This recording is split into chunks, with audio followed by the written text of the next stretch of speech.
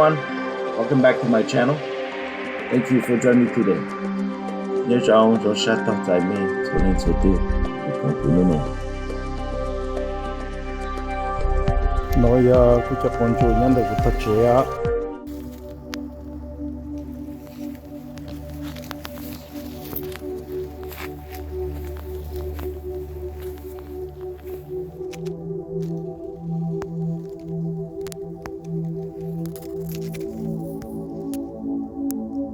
nó ở thì vấn thi pe chỗ lu ấy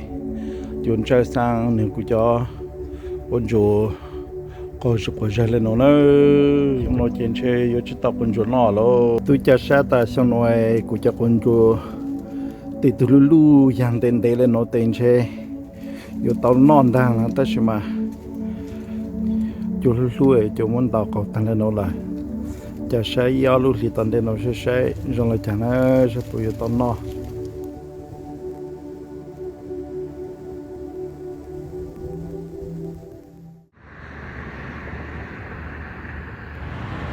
Well, look at this.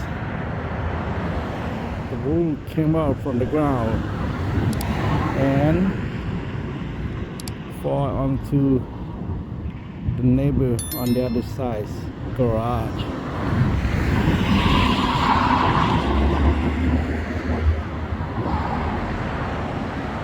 My neighbor not so lucky.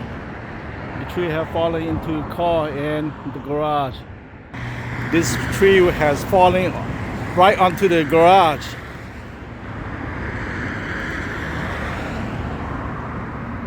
And it did some damage right here.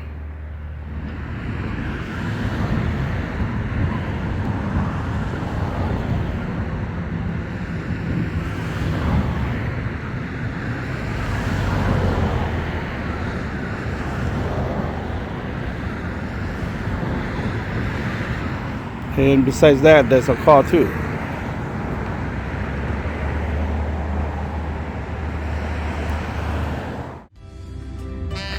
Chan tu cái này,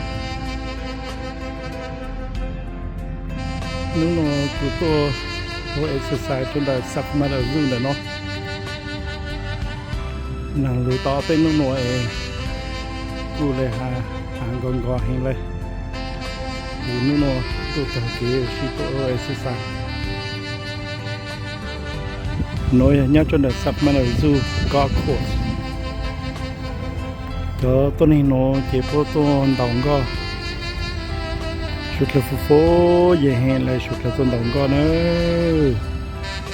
cụ là phố gì dạng câu ha nhớ chế tao mua lao chỉ lúc thì nó chỉ tao tôi exercise nó chỉ chán tu thì tôi tao kia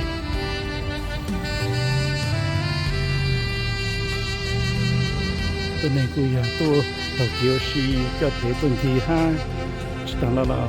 phù hợp tôi đầu có một ha.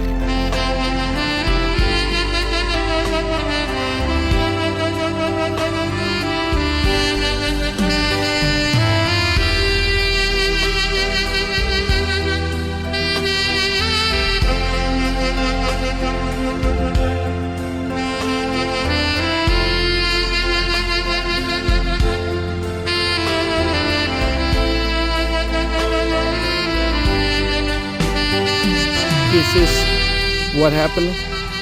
after that.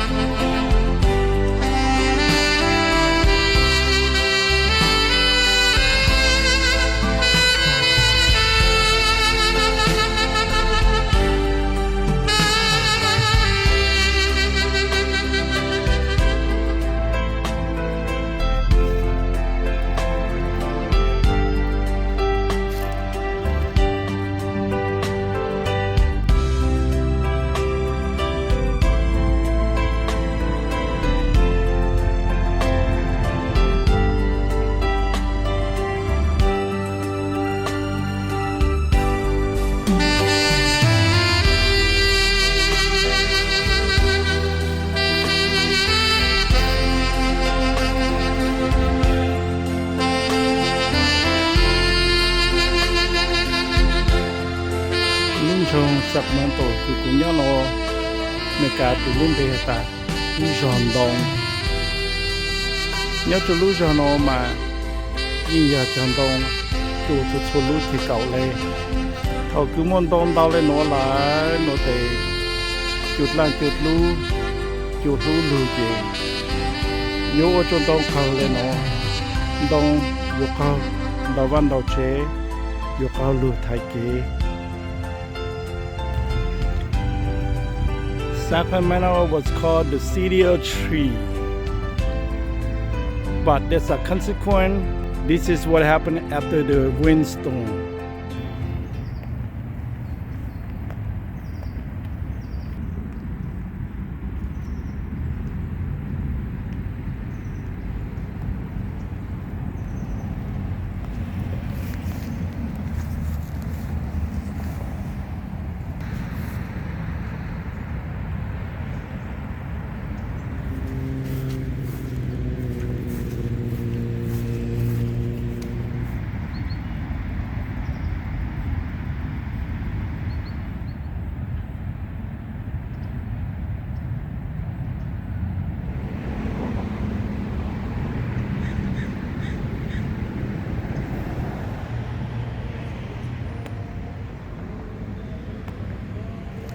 กูรอหอบพอแล้วนะหนูอ่ะ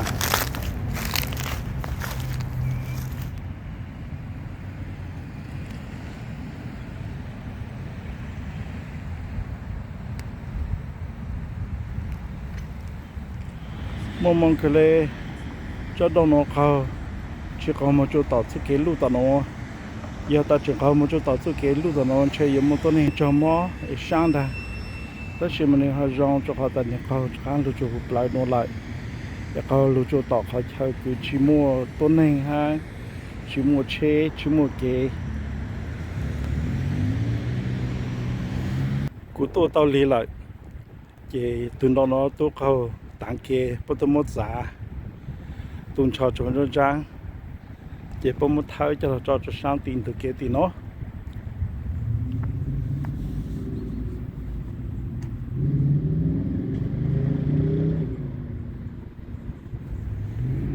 โนเจจะจนลองคือปฐมศึกษาทางปฐมตูทางหลังขอคือหลักคนชูตอบเลยเกต่อเจียต้องความมันชูต่อปมศึกษาปมท้ายรู้ชูต่อเนาะจอต้นนี้คือตัวโน้นะเจียจอต้นนี้คือโอ้ฮัลโหลโจหูลูจอนะ City of Sacramento employees เจียปุ่ยจอคือตัวมันตูน่ะเนาะ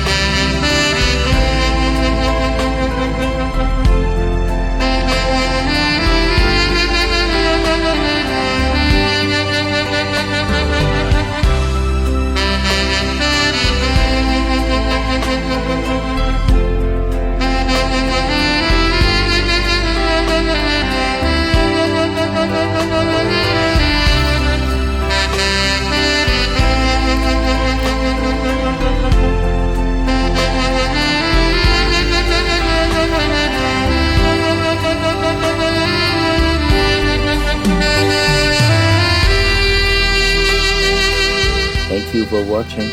I hope you enjoyed this video. I love you to give me a thumbs up below. Ô chào ít trong phong gì sẽ sụt lại. Thọ bán nào từ một tàu tên thì giờ like cho họ video này. Họ chỉ chính trong lời giờ thọ bán subscribe cho cùng trong YouTube. Họ cũng một cho cha khá sẽ lấy bụi.